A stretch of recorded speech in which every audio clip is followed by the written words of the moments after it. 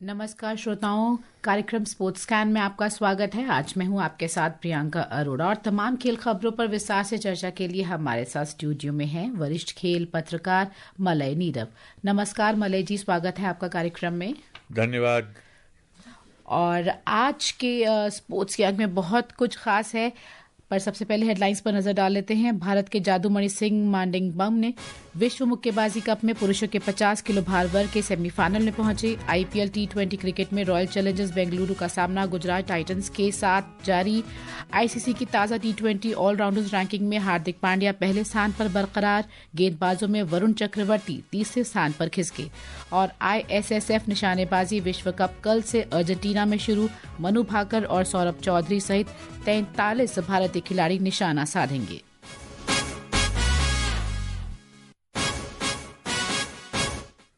तो शुरुआत मुक्केबाजी से करते हैं। भारत के जादूमणि सिंह मांडिंगबम विश्व मुक्केबाजी कप में पुरुषों के 50 किलो भार वर्ग के सेमीफाइनल में पहुंच गए हैं। युवा मुक्केबाज जादूमणि ने क्वार्टर फाइनल में कड़े मुकाबले में ब्रिटेन के एलिस ट्रॉबिस को 3-2 के विभाजित निर्णय से शिकस्त दी। सेमीफाइनल में जादूमणि का मुकाबला उज्बेकिस्तान के असलबेक जलीलोव से होगा। उधर 75 किलो भार वर्ग में निखिल दुबे, 85 किलोग्राम भार वर्ग में जुगनू और 90 किलो से अधिक भार वर्ग में नरेंद्र क्वार्टर फाइनल मुकाबले हारकर बाहर हो गए हैं। मलय जी, अगर बात करें जादूमणि की, बहुत ही कह सकते हैं कि युवा और राइजिंग बॉक्सर हैं भारत के। बिल्कुल, 20 वर्ष ये जादूमणि जो हैं वो राष्ट्रीय चैंपियन हैं और पिछले साल world boxing cup silver medallist Alice Trowbridge के साथ, पिछले साल के जो सिल्वर मेडलिस्ट थे, रजत पदक विजेता, उनके साथ इनका मुकाबला हुआ था। 3-2 के 3-2 के स्प्लिट डिसीजन से उन्होंने जीता। और ये 50 किलोग्राम वर्ग में जो उनकी ये जीत है, ये आने वाले समय में भारतीय मुक्केबाजों से ओलंपिक जैसे मंच पर स्वर्ण पदक की उम्मीदों को बढ़ाने में एक महत्वपूर्ण भूमिका अदा करती है। क्योंकि देखा जाए तो ट्रोबिच ने आज जो शुरुआत बहुत ही आक्रामक स्टाइल जैसा उनका रहा है, तो उन्होंने उसी के साथ की, लेकिन जादूमणि ने सारे दबावों को झेला और उसके बाद अपने पंचेस से जवाब दिया। बिल्कुल, देखिए, उन्होंने शुरू में जो पहला राउंड हुआ तो ऐसा लगा कि इन पर काफी भारी पड़ रहे हैं ट्रोबिच, लेकिन उसके बाद जब मुकाबला हुआ, आगे बढ़ा और दूसरे तीसरे राउंड तक आते आते जादूमणि ने एक जो टेक्निक अपनाई, एक तकनीक अपनाई, उसमें ये थोड़ा प्रतिरक्षात्मक और जब मौका मिले तो पंचों से पाक प्रहार, और इसी तकनीक के कारण उनको जीत हासिल हुई। हालांकि स्प्लिट डिसीजन हुआ, जैसा कि आप जानती हैं, कोई एक सर्वसम्मति से ये फैसला नहीं हुआ, एक मत नहीं थे तीनों जजेस, लेकिन फिर भी जीत तो जीत है और अब सेमीफाइनल में वो पहुंचे हैं, जो कि बहुत बड़ी बात है। और क्योंकि स्प्लिट डिसीजन जैसे इनका रहा, तो ये फॉर्चुनेट रहे कि ये अगले दौर में पहुंच गए। ऐसे ही नरेंद्र थे, बहुत ही क्लोज फाइट थी उनकी और जीत के मुकाम पर ही थे, लेकिन ऐसे ही स्प्लिट डिसीजन से उन्हें मात झेलनी पड़ी। बिल्कुल, फर्स्ट बोर्ड में उन्हें यूनानिमस, मतलब सर्वसम्मति से, एक मत से उनको विजयी घोषित किया गया था, लेकिन उसके बाद वो 2-3 से हारे। बहुत ही क्लोज कॉन्टेस्ट था, बहुत ही कांटे की टक्कर जिसको कहते हैं वो थी, और दुर्भाग्यपूर्ण था। बाद में मैंने भी वो मुकाबला देखा अभी थोड़ी देर पहले, तो मुझे लगा कि जैसे आज भाग्य ने उनका साथ नहीं दिया, वरना बस जरा सी कहीं कसर, वो भी थी या नहीं थी, एक जज की नजर में जरा सी कसर रह गई। चलिए, हम उम्मीद करते हैं कि हम इस टूर्नामेंट में जल्द ही एक मेडल जीतेंगे।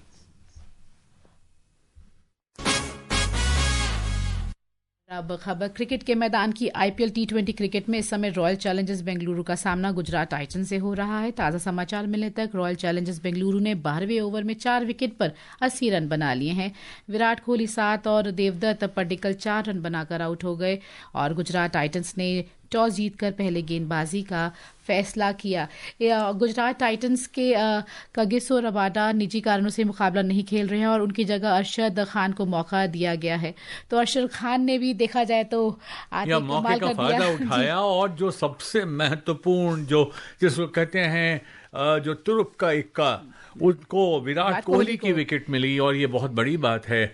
और खासकर अगर आप देखें तो सिराज, जो कि स्वयं पहले आरसीबी के साथ खेल रहे थे, वो रॉयल चैलेंजर्स बैंगलोर को छोड़कर अब उनके प्रतिद्वंदी के साथ खेल रहे हैं। और सिराज ने जो गेंदबाजी की है, क्या कमाल की गेंदबाजी थी। मुझे तो काफी हद तक जो जिस तरह से कल अर्शदीप ने जीत दिलाई थी पंजाब की टीम को, हालांकि वो ये कह रहे थे कि नहीं मैंने बहुत अच्छी गेंदबाजी नहीं की, कमेंटेटर्स कह रहे थे उन्होंने बहुत अच्छी की।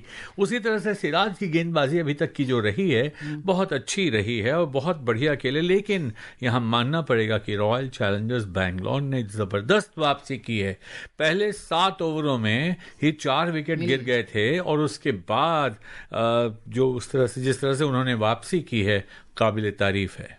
तो देखते हैं आज कौन बाजी मारेगा, क्योंकि विराट कोहली जब तक लिविंगस्टोन है क्रीज पर तो उम्मीदें बरकरार है आरसीबी। बिल्कुल, ये तो इसमें कोई शक नहीं कि जिस तरह से अभी टिके हुए हैं दोनों खिलाड़ी। अभी चौथे विकेट के बाद जब हमारे पास जो ताज़ा खबर आई थी वो यही थी कि अभी 4 ही विकेट हैं। तो इन 4 विकेटों के बाद, और हालांकि जो चोटी के खिलाड़ी थे फिल सॉल्ट और विराट कोहली जैसे खिलाड़ी, वो तो पेविलियन वापस लौट चुके हैं। लेकिन फिर भी मैं कहूँगा कि अभी बहुत कुछ बाकी है, ये पिक्चर अभी बाकी है। और अब कल के मैच के बारे में बात करें तो कल रात लखनऊ के इकाना क्रिकेट स्टेडियम में पंजाब किंग्स ने लखनऊ सुपर जायंट्स को 8 विकेट से हरा दिया। एक रिपोर्ट सुनते हैं, इस पर चर्चा करेंगे।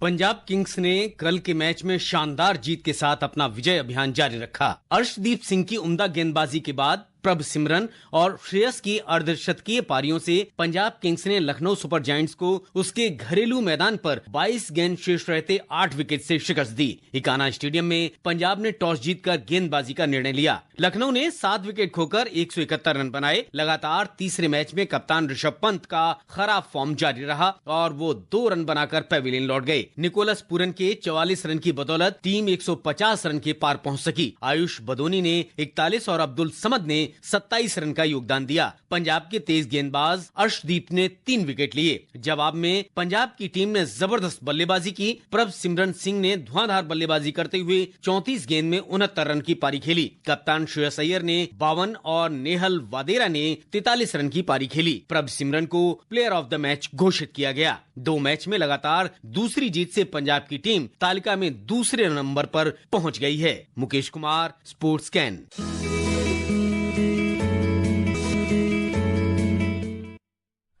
जैसे आप पहले ही बात कर रहे थे अर्शदीप की, तो वो खुद कह रहे थे मैंने अच्छा नहीं खेला, लेकिन अगर 3 विकेट्स लिए और उसमें से 2 विकेट्स उन्होंने डेथ ओवर में लिए, बहुत ही शानदार गेंदबाजी की। और वो ये कह रहे थे कि जिस तरह की पिच थी उसमें मुझे और प्रभावशाली होना चाहिए था।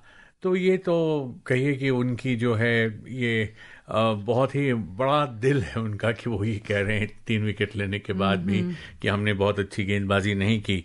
लेकिन जो मैच हुआ उसमें जो प्रभ सिमरन की बात किए बिना हम रह नहीं सकते, क्योंकि 23 गेंदों में अर्धशतक जड़ दिया उन्होंने। और श्रेयस अय्यर तो हैं ही, उन्होंने 30 गेंदों में अर्धशतक जड़ा।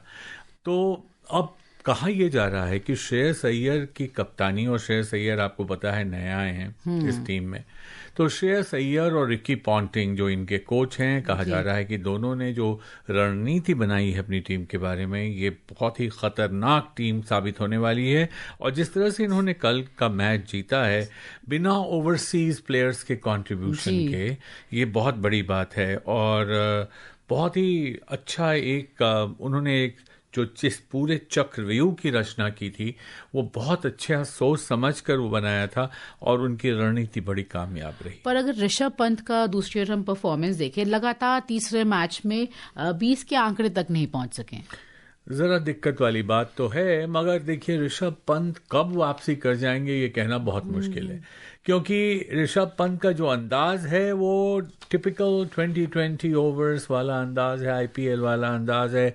और अगर वो रन नहीं भी बनाते हैं तो कीपिंग में अगर करते हैं तो उसमें भी वो रन रोक लेते हैं। तो इस तरह से अभी उनका प्रदर्शन तो बहुत अच्छा नहीं है। शायद दिल्ली की टीम को छोड़ना उनके लिए बहुत एक भाग्यशाली नहीं सिद्ध हो रहा है। लेकिन फिर भी मैं कहूंगा कि ऋषभ ही। और फिलहाल ICC की नई T20 रैंकिंग भी जारी हुई है। तो T20 ऑलराउंडर्स रैंकिंग में हार्दिक पांड्या पहले स्थान पर ही बरकरार हैं वहीं गेंदबाजों की रैंकिंग में भारतीय स्पिनर वरुण चक्रवर्ती को नुकसान उठाना पड़ा है। वरुण एक स्थान नुकसान के साथ तीसरे नंबर पर आ गए हैं। भारत के बाएं हाथ के युवा सलामी बल्लेबाज अभिषेक शर्मा बल्लेबाजी रैंकिंग में दूसरे स्थान पर हैं। ऑस्ट्रेलिया की ट्रेविस हेड शीर्ष पर हैं और तिलक वर्मा चौथे तथा सूर्य कुमार यादव 5वें स्थान पर हैं। अगर हम बात करें तो शीर्ष 10 में शामिल अन्य 2 भारतीय गेंदबाजों में लेग स्पिनर रवि बिश्नोई 7वें और तेज गेंदबाज अर्शदीप सिंह 10वें स्थान पर हैं। अक्षर पटेल 13वें स्थान पर हैं। इसमें जो सबसे बड़ी बात देखने वाली है गेंदबाजों में, न्यूजीलैंड के जैकब डफी 30 साल के डफी ने अभी तक सिर्फ 23 T20 मुकाबले खेले हैं और अब वो इस फॉर्मेट में नंबर 1 गेंदबाज बन गए हैं। उन्होंने वरुण चक्रवर्ती समेत 4 गेंदबाजों को पछाड़ दिया। देखिए, जब आईसीसी की रैंकिंग निकलती है तो पिछले 2 हफ्ते में जो मैच हुए हैं या ठीक उससे पहले जो मैच हुए हैं उनमें जो खिलाड़ियों का प्रदर्शन रहा है उसके आधार पर रैंकिंग तय होती है। तो ये इसीलिए बदलती रहती है लगातार अगर आप अच्छा प्रदर्शन करते हैं, साल भर अच्छा प्रदर्शन करते हैं, तो पिछले मैचों के प्रदर्शन के आधार पर अगर आपकी रैंकिंग में वरीयता क्रम में आप ऊपर के स्थान पर हैं तो आप वहीं बने रहते हैं।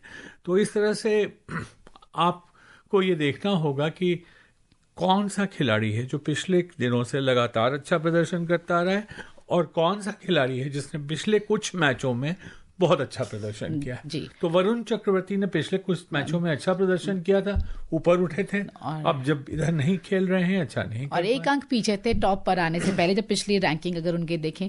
और अगली खबर पर नजर डालें तो भारतीय टीम के सलामी बल्लेबाज यशस्वी जायसवाल ने घरेलू क्रिकेट में मुंबई टीम का साथ छोड़ने का फैसला किया है। यशस्वी इस टीम की बदौलत राष्ट्रीय टीम में अपनी पहचान स्थापित कर चुके हैं। उन्होंने निजी कारणों का हवाला देते हुए मुंबई टीम छोड़ने का फैसला किया है। यशस्वी ने मुंबई क्रिकेट संघ को पत्र लिखा और मुंबई के बजाय गोवा के लिए खेलने की इच्छा जताई जिसकी मान लिया गया है।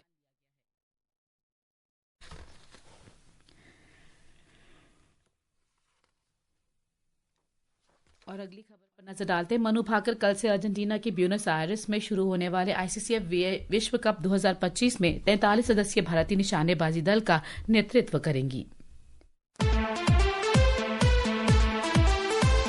साल के पहले आईएसएसएफ विश्व कप आयोजन में 45 देशों के 400 से अधिक निशानेबाज हिस्सा लेंगे। 43 निशानेबाजों के साथ भारत टूर्नामेंट में सबसे बड़ा दल है, जिसके बाद चीन 39 निशानेबाज उतारेगा, जबकि मेजबान अर्जेंटीना 38 निशानेबाजों के साथ तीसरा सबसे बड़ा दल होगा। निशानेबाज राइफल, पिस्टल और शॉटगन स्पर्धाओं में प्रतिस्पर्धा करते दिखाई देंगे। पेरिस 2024 ओलंपिक की डबल कांस्य पदक विजेता मनु भाकर पिस्टल स्पर्धाओं में हिस्सा लेंगे। पेरिस में mix team 10 meter air pistol स्पर्धा में मनु भाकर के साथ ही सरबजोत सिंह प्रतियोगिता में हिस्सा नहीं लेंगे। वहीं पेरिस 2024 ओलंपिक में पुरुषों की 50 मीटर राइफल 3 पोजीशन स्पर्धा में कांस्य पदक जीतने वाले स्वप्निल कुसाले भी ब्यूनस आयर्स में भारतीय टीम का हिस्सा नहीं है। एशियाई खेलों और विश्व कप के स्वर्ण पदक विजेता सौरभ चौधरी ने वापसी की है और वे पुरुष पिस्टल टीम का हिस्सा हैं। इसके अलावा पेरिस ओलंपिक में हिस्सा ले चुके अनीश भानवाला, विजयवीर सिद्धू, ईशा सिंह, ऐश्वर्य प्रताप सिंह तोमर, सिफ्त कौर सामरा, अर्जुन बाबूता, पृथ्वीराज टोंडीमन, अनंतजीत सिंह नरूका और रायजा ढिल्लन भी निशाना साधेंगे। दूसरे आईएसएसएफ विश्व कप का आयोजन 13 से 22 अप्रैल तक पेरू के लीमा में किया जाएगा। Vishal Sharma, sports scan. मान लीजिए सबकी नजर तो मनु भाकर पर रहेगी, लेकिन सौरभ चौधरी का जो कमबैक हुआ, क्योंकि टोक्यो ओलंपिक में वो 7वें स्थान पर रहे थे 10 मीटर एयर पिस्टल में, उसके बाद खराब फॉर्म से जूझ रहे थे, लेकिन अब नेशनल चैंपियनशिप में भी उन्होंने अपना ही रिकॉर्ड तोड़ा है। और ये देखना होगा कि किस तरह से वो वापसी कर पाते हैं, क्योंकि बहुत कठिन मुकाबले हैं। आपको पता है ओलंपिक के 3 पदक विजेता भी उसमें शामिल हैं। तो देखते हैं कि कैसा रहता है कल से शूटर्स का दिन, क्योंकि कल से 10 मीटर एयर पिस्टल और स्कीट की स्पर्धाएं शुरू हो रही हैं। और हॉकी इंडिया ने बेंगलुरु में राष्ट्रीय शिविर में पिछले 2 सप्ताह के प्रदर्शन के आकलन के बाद कोर खिलाड़ियों का समूह 65 से 40 खिलाड़ियों का कर दिया है। इसमें 28 सीनियर खिलाड़ियों की जगह बरकरार है, जबकि 12 नए खिलाड़ियों को 15वीं सीनियर महिला राष्ट्रीय चैंपियनशिप और राष्ट्रीय शिविर के पहले चरण में उनके प्रभावी प्रदर्शन के आधार पर चुना गया। समय कह रहा है आपसे अनुमति दी जाए। मले जी, आप स्टूडियो में आए, चर्चा की, इसके लिए धन्यवाद। धन्यवाद। श्रोताओं, प्रियंका अरोड़ा स्पोर्ट्स कैन की टीम को दीजिए अनुमति। नमस्कार।